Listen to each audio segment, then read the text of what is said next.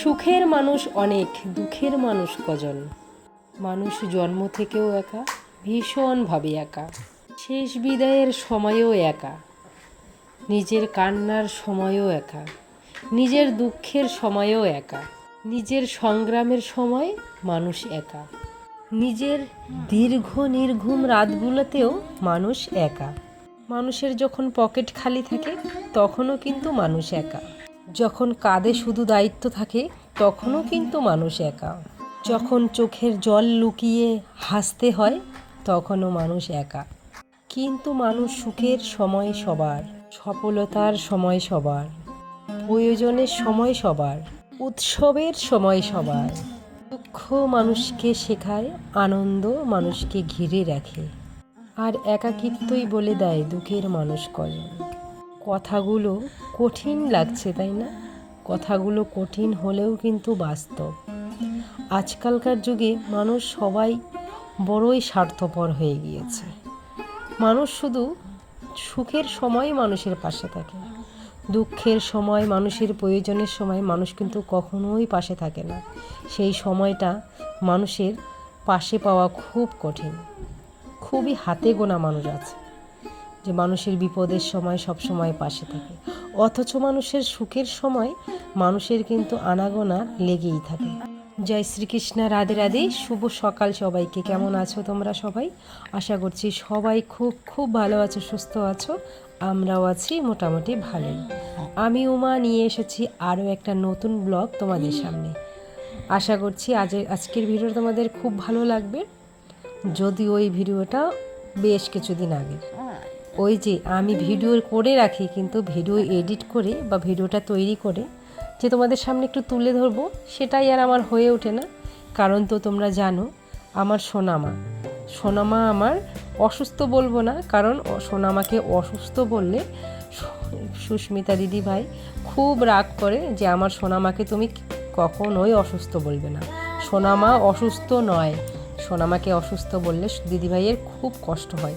আসলে আমি কিভাবে বোঝাবো যে সোনামার ব্যাপারটা, সেটা আমি বুঝতেই পারি না। তাই মুখ দিয়ে ওটা বেরিয়ে যায় যে সোনামা অসুস্থ, তাই আর কি। তো সোনামা তো রয়েছে এরকম, সোনামার সমস্তটা আমাকেই করতে হয়, কারণ আমি ওর মা। আর সোনামা একা একা কোনো কিছুই করতে পারে না। হিসু বলো, পটি বলো, সোনামার 8 বছর হয়ে গেল, আর খাওয়া দাওয়াও তো নিজে নিজে করতে পারে না, ওকে সবটাই করাতে হয়। আর নয়ন সোনা খুবই ছোট, নয়ন সোনা খুবই দুষ্টু, খুবই চঞ্চল। ও এক জায়গার মধ্যে একটা সেকেন্ডও চুপ করে থাকে না, কারণ ও খুবই চঞ্চল। আসলে এটাকে কি বলবো বুঝতে পারি না। আসলে এখনকার বাচ্চারা তো খুবই আপগ্রেড, মানে খুবই কি বলবো, আমরা যেমন ছোটোবেলায় ছিলাম যে আমরা কোনো কিছু বুঝতাম না, আমরা অনেক মানে ভদ্র স্বভাবের এরকম ছিলাম, আমরা তেমন কোনো একটা চালাক চতুর ছিলাম না। কিন্তু এখনকার বাচ্চা কাচ্চা বলতে খুবই চালাক, ছোটোবেলার থেকে খুবই চঞ্চল। তো এইরকম বাচ্চা দুটোকে নিয়ে সংসারে বিভিন্ন কাজকর্ম করতে আমার কিন্তু অনেকটাই অবস্থা খারাপ হয়ে যায়। তবুও করতে হবে, সংসার যেহেতু আছে, সংসারে কাজকর্ম করতে হবে, তাই না? তো বাড়িতে কিন্তু পুজো রয়েছে, তাই একটু পুজোর আগে লেপাপোছা করতে হবে। কারণ পুজো মানে বাড়িতে লেপাপোছা তো করতে হবে, যেহেতু আমাদের গ্রামের বাড়ি, আমাদের বড় উঠান আছে। আর এই উঠানটাকে গোবর দিয়ে ভালো করে না লেপলে সেটা তো শুদ্ধ হবে না। আর আমরা পূজা পার্বণের দিন একটু লেপাপোছা করি, এটা আমাদের নিয়ম। বাড়িতে পুজো হবে, বাড়ি ঘর ধরে একটু ভালো করে লেপাপোছা না করলে সেটা কিন্তু ভালোও দেখায় না, ভালোও লাগে না। তাই কিন্তু সকাল সকাল আগে ঘর ভালো করে ধুয়ে মুছে বের করেছি, তারপরে উঠানটা ভালো করে লেপে নিচ্ছি গোবর দিয়ে। আর নয়নসোনা তো দুষ্টুমি করছে, তোমরা একটু আগে দেখতেই পেলে। আর ও গোবরটাকে খুব ঘৃণা পায়, গোবর যদি সামনে থাকে সেখানে ও করে, আর গোবরের সামনে কিন্তু ও যায় না। আর এমনিতে কিন্তু সব কিছুই ধরে থাকে। তো ওইদিকে আমার কিন্তু গোবর দিয়ে উঠানটা লেপা হয়ে গেছে। তারপরে আমি এসেছি, এই যে এক সাইডে কিন্তু অনেকগুলো তিলের গাছ এখানে জমা হয়েছিল, মানে আমরা ক্ষেতের মধ্যে তিল করেছিলাম আমাদের জমিতে। তো সেই তিলের যে ডাটাগুলো ছিল সেগুলো এখানে জমা হয়েছিল, আর বৃষ্টিতে অনেকটাই মজে গিয়েছিল, পচে গিয়েছিল। গাছগুলো, আর এগুলো এখন ফেলতে হবে। অনেক দিন যাবতই এখানে জমা হয়ে রয়েছে, তো এগুলো তো পরিষ্কার করতে হবে। আর বাড়িতে পুজো হলে তো বাড়ি ঘর দুঘর চারপাশে একটু পরিষ্কার করতে হয়, পরিষ্কার না করলেও দেখতেও খারাপ লাগে। আর দুটো বাচ্চা নিয়ে সংসারে এত কাজকর্ম করার আর বাড়তি কাজ করার কিন্তু সময় হয় না। আমি এই যে এদিকে পরিষ্কার করছি, আর এটাও কিন্তু একটা সময় সাপেক্ষ ব্যাপার, অনেকটা সময় নিয়ে সব করতে হয় বাড়ি ঘর দুয়ার পরিষ্কার। প্রত্যেক দিন যদি পরিষ্কার করা যায় তাহলে কিন্তু বাড়িঘর দুয়ার সবসময় পরিষ্কারই থাকে। আর প্রত্যেক দিন যে আমি পরিষ্কার করব সেই সময়টাও তো বের করতে হবে, কারণ একা একাও অনেক কাজকর্ম সামলাতে হয়। 3 বেলা তো রান্না করতেই হয় আমাদের বাড়িতে, একবেলা রান্না আর একবেলা খাবে না, সকালে দুপুরে রাত্রে 3 বেলাই রান্না করতে হয়। দুপুরের যদিও বা আমি সবজিটা করে নিই রাতের আর দুপুরের একসাথে, তবুও ওই যে ভাতটা তো রান্না করতে হবে। আর দুটো বাচ্চার খাওয়া দাওয়া আলাদা। সোনামা যেহেতু 8 বছর বয়স হয়ে গেছে, সোনামাকে কিন্তু সব কিছুই খাওয়াই, মাছ থেকে শুরু করে শাক সবজি সব কিছু, কিন্তু মিক্সারে ভালো করে ফাইন পেস্ট করতে হয়। পেস্ট না করলে সোনামা তো আর গিলতে পারে না, ওর গলায় লেগে যায়। আর নয়ন সোনাও 2 বছর হয়ে গেল, নয়ন সোনাকে সবই খাওয়াই, সবজি টবজি সব কিছুই। সোনামার যে সবজিটা বানাই, নয়ন সোনার সবজি একটাই বানাই। আবার আমাদের বাড়িতে তো সবারই আলাদা আলাদা পছন্দ রয়েছে, মানে এক একজনের এক এক রকম রান্না করতে হয় পদে পদে। তো বুঝতে পারছো কতটা সময় সাপেক্ষ ব্যাপার।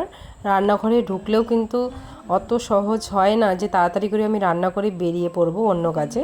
তো যাই হোক, এই ভিডিওটা যেহেতু অনেক দিন আগের, আমাদের এই যে এই সামনাটা কিন্তু এরকম অবস্থা হয়ে গিয়েছিল, যার জন্যই কিন্তু পাকা করে দিয়েছে। এখন কিন্তু পাকা, কিন্তু তখন এরকম অবস্থা হয়েছিল। তো যাই হোক, এই যে এখানে গরু বাঁধতো, আর এখানে কিন্তু ঠ্যার বাড়তি খ্যারগুলো এখানে পড়ে থাকতো, আর সেগুলোই জমে জমে কতটা উঁচু হয়ে গিয়েছিল পাহাড়ের মতো, সেগুলোই আমি পরিষ্কার করে দিচ্ছি, যেহেতু পুজো বাড়িতে। আর অনেক মানুষজন আসবে, আর এরকম যদি নোংরা টোংরা থাকে তাহলে কীরকম একটা পরিস্থিতি বলো। আমি যখন ভিডিও করছিলাম স্ট্যান্ড রেখে, তো সেই স্ট্যান্ড নিয়ে কিন্তু দৌড়ে পালাচ্ছে আমার এই নয়ন সোনা। কতটা পরিমাণে দুষ্টুমি করে তোমরা দেখতেই পাচ্ছ, এই যে কীরকম দৌড়াচ্ছে দেখো। এদিকে ছোট ছোট বিড়াল বাচ্চা রয়েছে, এই বিড়াল বাচ্চাগুলোকে লেজ ধরে টেনে ফেলে দেয়, কানের মধ্যে ধরে ফেলে দেয়। যদি একটা আঁচড় বা একটু কামড় দেয় তখন কীরকম লাগবে বলো তো। আর এত বারণ করি তবুও কিন্তু শুনছে না কিছুতেই। ঠাম্মি ওখানে দুব্য ঘাস বাঁধছিল পুজোর জন্য, সেটাই কিন্তু নিয়ে ও আবার আওলাচ্ছে। তো যাই হোক, আমি কিন্তু এখন চলে এসেছি রান্নাঘরে, কারণ রান্নাও তো করতে হবে, বাচ্চাগুলোকে খেতে দিতে হবে। এদিকে ওটস বানিয়েছি সকালে সোনামা নয়ন সোনার জন্য, সেটাই নয়ন সোনাকে একটু বসিয়ে খাওয়ালাম। আর এদিকে রান্নাও কিন্তু বসিয়ে দিয়েছি, যেহেতু পুজো আর রান্না বাড়া হচ্ছে নিরামিষ। ওদিকে ডাল করেছি, সজনের ডাঁটা চচ্চড়ি করেছি। আর এই যে কাপড় চোপড় কিন্তু অনেকগুলো ধুয়ে রেখেছি, সেগুলো কিন্তু আবার এখানে মেলে দিচ্ছি, কারণ এখন রোদ উঠেছে। আর দেখতে পেলে রকেটের মতো করে দৌড়ে গেল দুষ্টুটা, এই করছে। আমি কাপড়গুলো মেলে দেওয়ার সাথে সাথেই চলে এসেছে প্যান্ডেল করার জন্য। তো আবার আমি কাপড়গুলো নিয়ে আবার এদিকে রেখে দিয়েছে। আর দেখো এখানে বাজার কিন্তু করে ফেলেছে, এখানে সবজি বাজার, অনেকগুলো সবজি বাজার করা হয়েছে, বাজার থেকে এনেছে। আর এদিকে কিন্তু কচু শাক কাটা হচ্ছে, কতগুলো কচু শাক, কারণ কচু শাকের দরকার হয়, মানে মহাদেব পূজার যে ঠাকুরের অতীত রাখা হয় সেখানে মেন হচ্ছে কচু শাক। এই কচু শাকটা কিন্তু দিতেই হয় সন্ন্যাসীদের। আর এদিকে দেখো বিকেলবেলা কি অবস্থা হয়েছে আকাশের, মানে ত্রিপাল তো দিয়েছে বেশ কয়েকদিন আগে, কিন্তু একদম আকাশটা ভালোই ছিল 2 দিন আগে পর্যন্ত। কিন্তু এই যে আমরা যেদিন নিয়েছি অতীত, সেই দিনেই বিকেলবেলা এই ঝড় বৃষ্টি শুরু হয়েছে, এমন ঝড় বৃষ্টি শুরু হয়েছে। আকাশের অবস্থা দেখতেই পাচ্ছ যে কী অবস্থা, একদম ত্রিপাল এদিকে ছিঁড়ে গেছে। তো এইভাবেই কিন্তু কাজকর্ম করতে হয়েছিল। আর বাবা মহাদেব আমাদের বাড়িতে আসবে, একটু পুষ্পবৃষ্টি হবে না, এটা কি হয়? এদিকে পাড়ার কয়েকজনকে আমি ডেকেছিলাম যে আমাদের বাড়িতে একটু কাজকর্ম করে দিতে, কাজকর্ম বলতে ওই সবজি টবজি বানানো। আর সবাই এসেছে, যাদের যাদের বলেছিলাম কয়েকজন এসেছে, সবাই একটু হেল্প করে দিয়েছে। সবাই হেল্প না করলে তো একার পক্ষে সম্ভব হয় না। আর তোমরা হয়তো দেখতেই পাচ্ছ যে এই যে বাবা মহাদেব চলে এসেছে।